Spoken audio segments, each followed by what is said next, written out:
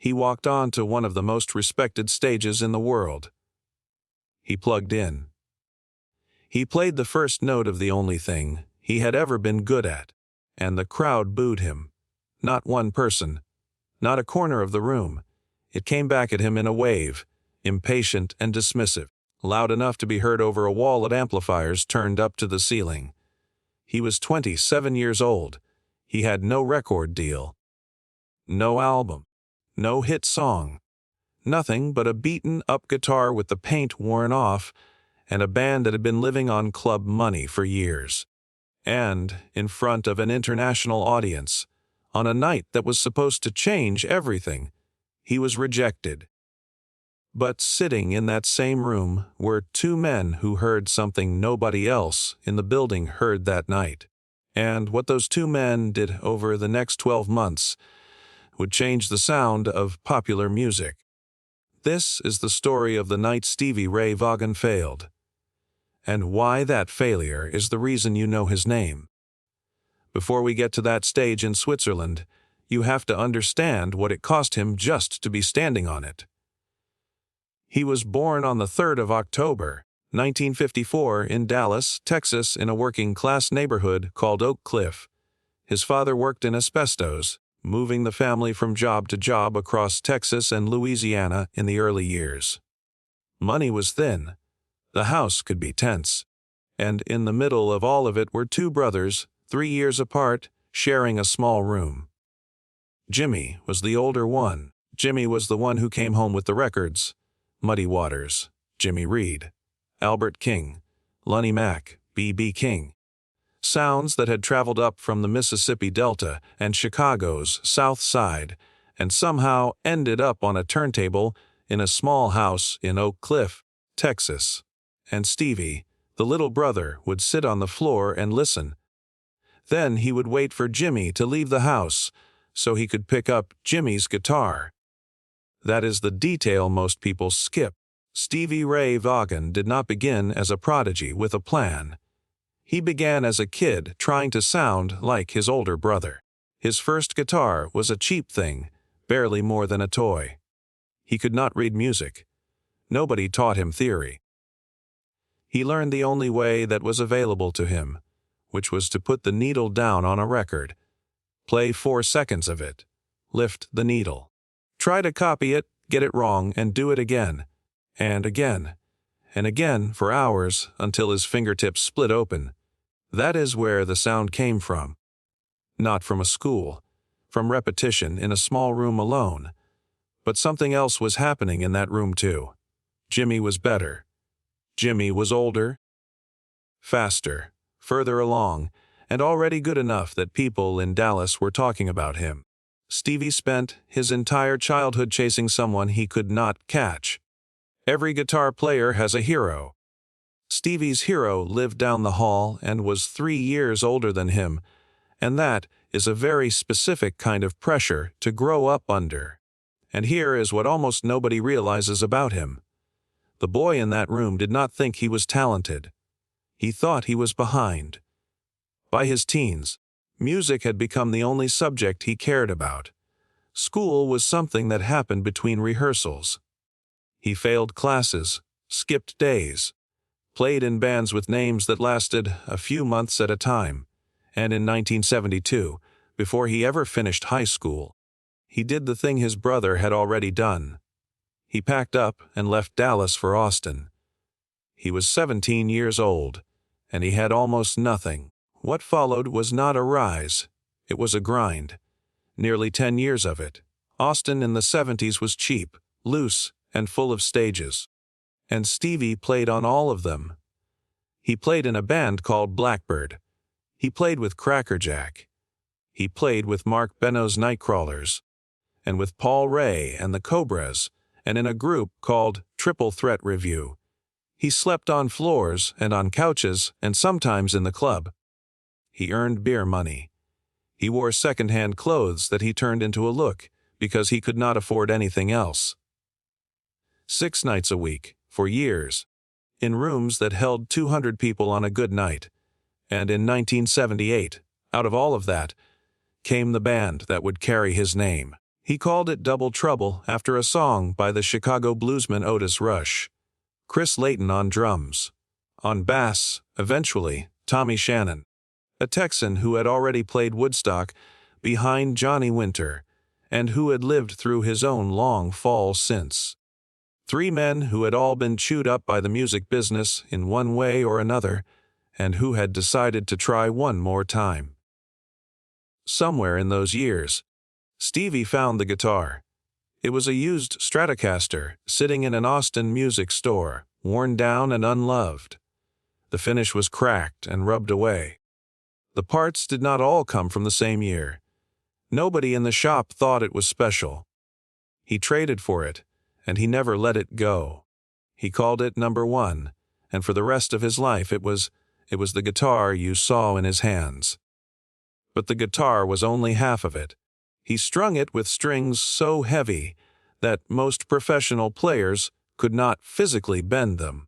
He tuned the whole instrument down a half step so those cables would move at all. And then he attacked it. Not played it. Attacked it, with a grip strong enough to tear his fingertips apart, night after night. That is where the tone came from.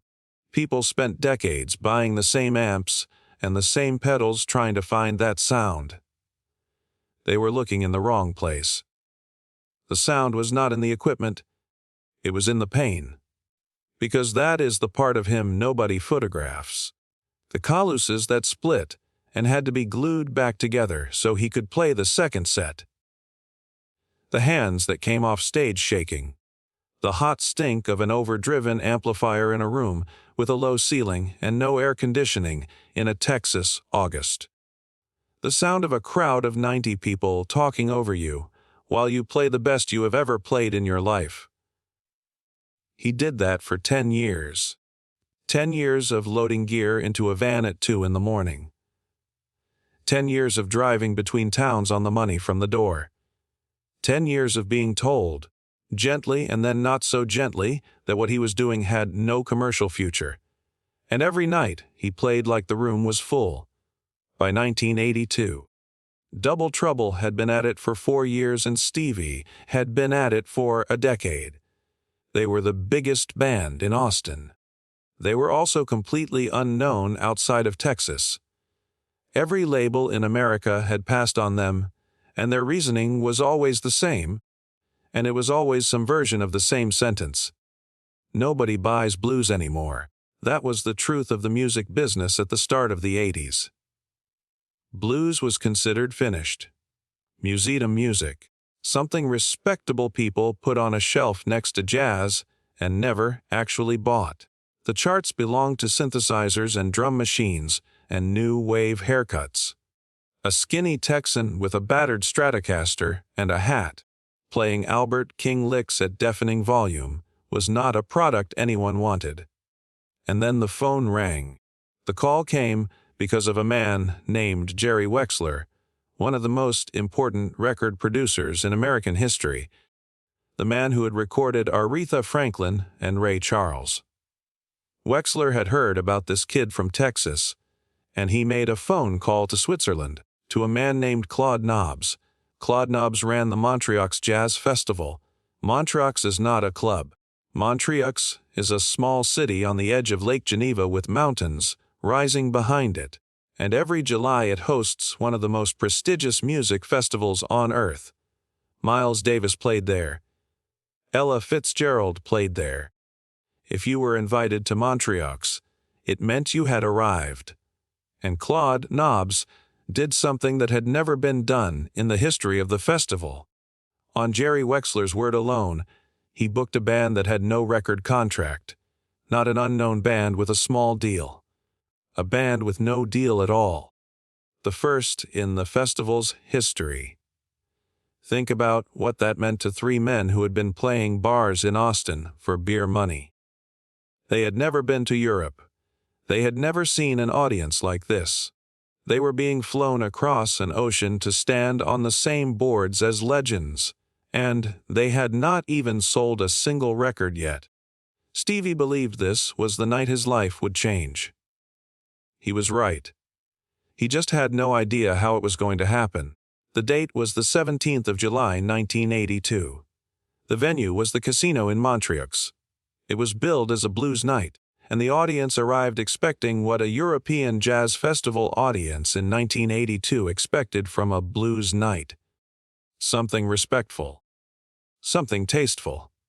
Something that would sit politely underneath their conversation. Then 3 men from Texas walked out with a stack of amplifiers, and Stevie Ray Vaughan hit the first chord. It was enormous. It was raw, distorted, and unbelievably loud, and it landed on that seated room like a door being kicked in. Understand what he was doing there. He was not adjusting to the room. He had brought the bar with him. The volume he used in a 200-capacity club in Austin was the volume he used at one of the most refined festivals in the world. Because as far as he was concerned, that was the music. Turn it down, and it stops being true. The reaction started almost immediately. You can hear it on the recording, because the whole thing was captured, and years later it was released. There is applause in that room. Real applause from people who understood exactly what they were watching. But underneath it, and then over it, there is something else. Whistling. Jeering. The specific sound of an audience turning on a performer in real time. Now think about where he is standing. He is 27 years old. He has spent 10 years in bars waiting for this. He has flown thousands of miles for it. His entire life has been aimed at this one room. And 8 minutes into it, the room is telling him to get off. And here is the part I want you to sit with, because this is the whole man in a single decision. He did not stop. He did not shorten the set. He did not apologize or soften anything or reach for something easier to swallow. He played the full show. He played the shuffles and the slow blues, and the songs he had written himself, songs that at that point existed nowhere on earth except in his own hands. Songs called Pride and Joy. Songs called Love Struck Baby. A song called Texas Flood. He stood in front of a room that was rejecting him, and he refused to become someone else in order to be liked. When it was over, he thanked them anyway. But the ovation he had crossed an ocean for did not come. He walked off that stage believing he had just destroyed his own career on the biggest platform he had ever been given. Everybody in his circle who was there describes the same thing afterward. He was devastated. Not annoyed. Devastated. In the specific way that only happens when the thing you were rejected for is the thing you actually are. And then, later that night, in the musician's bar inside that same building, the story turned. Because 2 men had been in Montreux that week, and neither of them heard what the crowd heard. The first was David Bowie. In 1982, Bowie was one of the most famous people alive, and he was also at a crossroads. He was between record labels, between eras, looking for a new direction after years of art, rock experimentation. He was in Montreux, and he was in that room. And when the crowd was jeering at this unknown Texan, Bowie was watching a guitar player who sounded like nothing else in modern music. He found Stevie in the bar afterward. They talked for hours, not about business, about Albert King, about records, about where the sound came from. Bowie stayed until the early hours of the morning, asking questions, and then he asked one more. He asked Stevie to play on his next album. The second man was Jackson Browne. Browne was one of the biggest songwriters in America, and he had been performing at the festival himself. That night, in the same bar, he ended up jamming with Double Trouble until nearly sunrise. And when it was over, he made them an offer that, in the record business, almost never happens. He told them he owned a recording studio in Los Angeles. He told them they could have it free whenever they wanted it. No fee, no contract, no percentage, nothing. Stevie thanked him, and then he flew home to Texas, and he went back to playing clubs. That is the part that gets left out of the legend, So let me say it plainly. Because it matters more than any of the rest of it. Nothing happened next. There was no lightning bolt. There was no overnight deal. He went back to Austin, and back to the same bars and the same drives, and the same small stages he had been on the month before, carrying a rejection in front of an international audience, and 2 offers that he had every reason to believe were just polite conversation from famous men at 3 in the morning. 4 months went by like that. 4 months of the same load, ins and the same sound checks and the same drive home. 4 months of standing on a small stage in Texas, knowing that the biggest night of your life had already happened and had gone wrong. If you have ever done everything right and watched it amount to nothing, you know exactly what those 4 months felt like. Nobody in that band could have told you at Christmas that anything was coming. That is the piece of this story that almost never survives the retelling. The rescue was not fast. It sat in a drawer for a season, looking like nothing at all, and then, in late November of 1982, over the Thanksgiving holiday, they decided to find out whether Jackson Browne had meant it. He had. They flew to Los Angeles, and Browne handed them the keys to his studio for 3 days, exactly as promised, at a time of year when the place would otherwise be empty. 72 hours. That was it. No producer, no budget, no label waiting on the other end, no second chances, so they did the only thing they knew how to do. They set up like it was a gig and they played. They cut 10 songs in 3 days. Live, in the room, together, most of them in 1 or 2 takes, without the endless overdubbing and polishing that every other record in 1982 was drowning in. There was no time to fix anything and no money to fix it with, so what got recorded was simply what happened. That tape became Texas Flood, and here is the thing about that record that people who love it always come back to.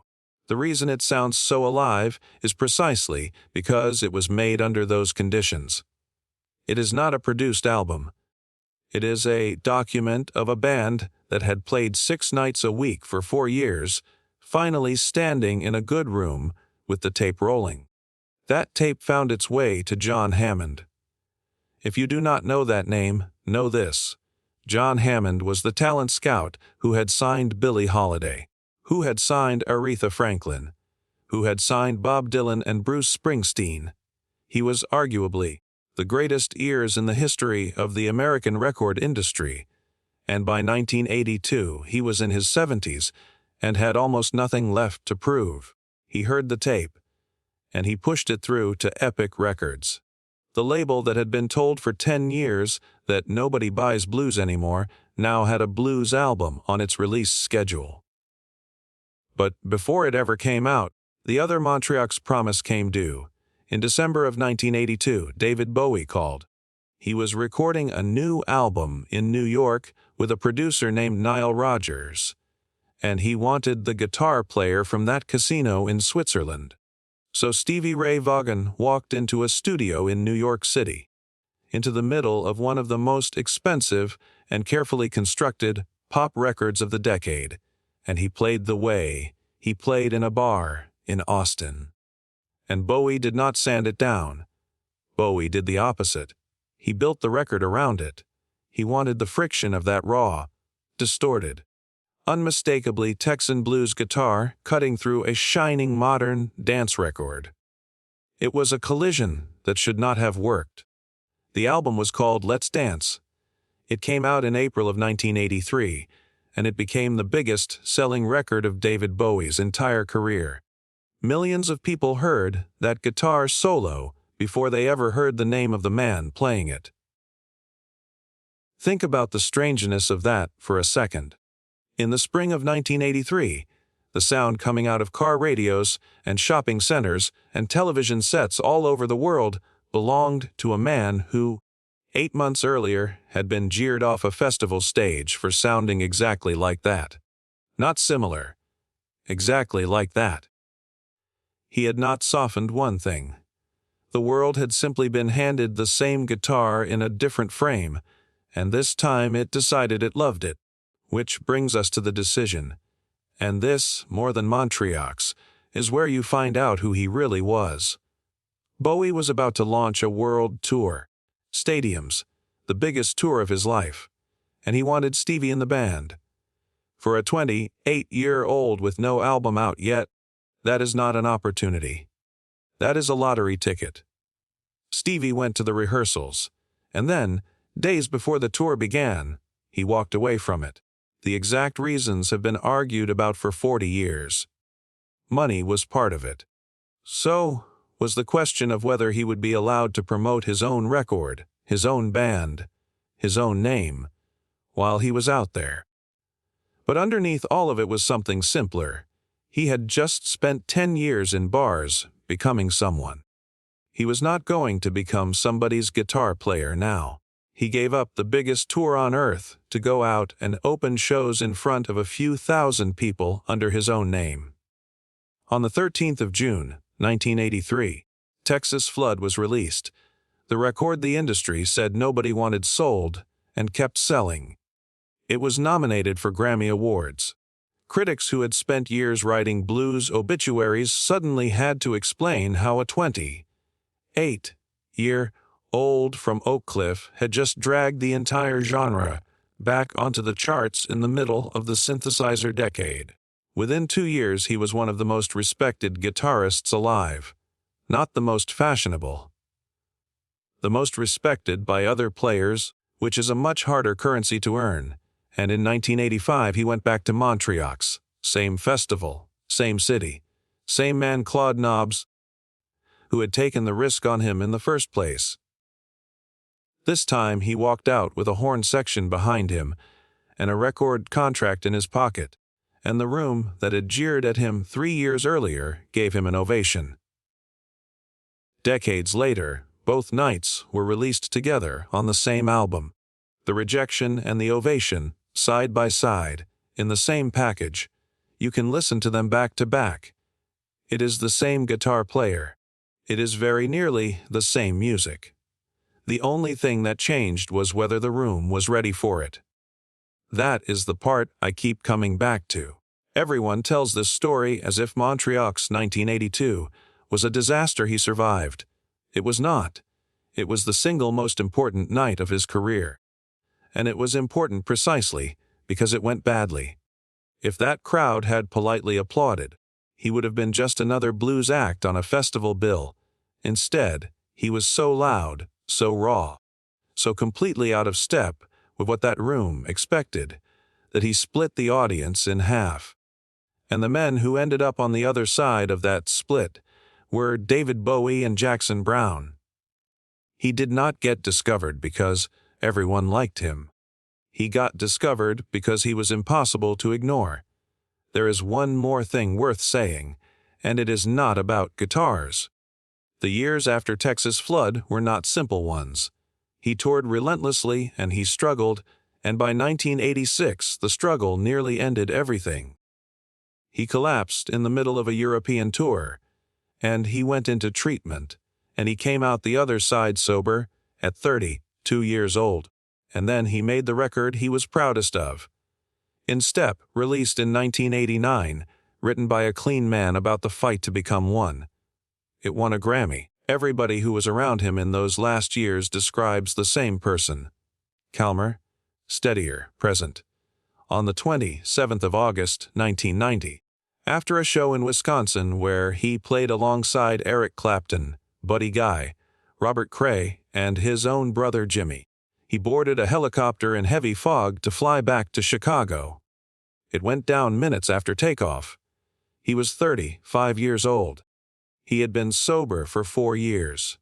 He had just finished recording an album with the brother whose records he had learned from as a boy in Oak Cliff. He never saw it released. But the thing he actually left behind was not a discography. It was proof of something. That a room full of people can be wrong about you. That the same performance can be a failure and a turning point at exactly the same time. That the crowd's verdict on the night is not the final verdict. He stood in front of an audience that told him he was wrong, and he did not change a single note. 4 months later, that unchanged music got recorded in 3 days in a borrowed studio. 10 months after that, it was on the radio. He never made himself easier to like. He just made himself impossible to forget. So here is my question for you. If you had walked off that stage in Montreux, if a room full of strangers had turned on the one thing you had spent 10 years perfecting, would you have gone home and changed it to make them happy? Or would you have gone back to Austin and played it exactly the same way? Tell me in the comments, because I genuinely want to know. If this story meant something to you, subscribe, hit the like button, and share it with someone who needs to hear that being rejected is not the same thing as being wrong. Because sometimes the room is not ready for you yet. And that is the room's problem, not yours.